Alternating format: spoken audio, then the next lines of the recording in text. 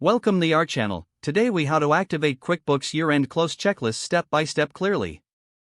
To activate the QuickBooks year-end close checklist, begin by opening QuickBooks on your computer. Log in with your administrator credentials to ensure full access to all features. Once the dashboard is visible, navigate to the File menu located at the top left corner. Select Close Company from the drop-down options to prepare for year-end processes. After closing any open companies, click on Edit in the main menu. From the Edit menu, select Preferences to modify your settings. In the Preferences window, locate the Accounting option and click on it. Now, switch to the Company Preferences tab for further settings. Look for the Year-End Closing option in this section and click on it.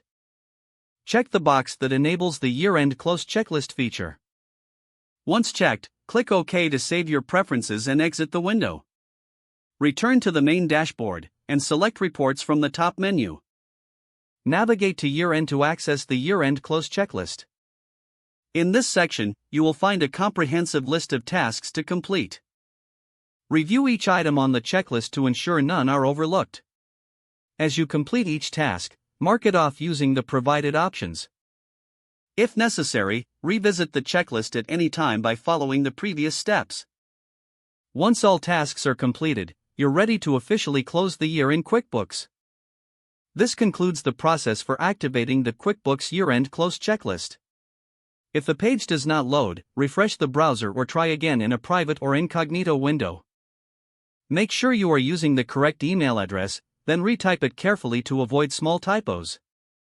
If your password is not accepted, use the Reset option and create a new strong password you can remember.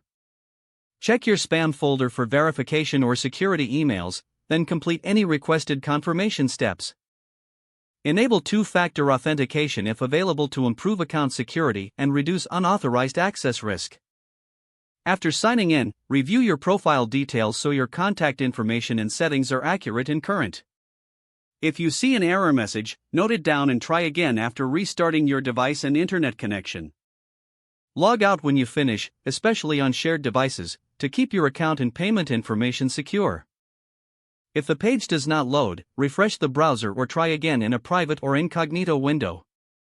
Don't forget to like this video and subscribe to our channel for more step-by-step tech guides.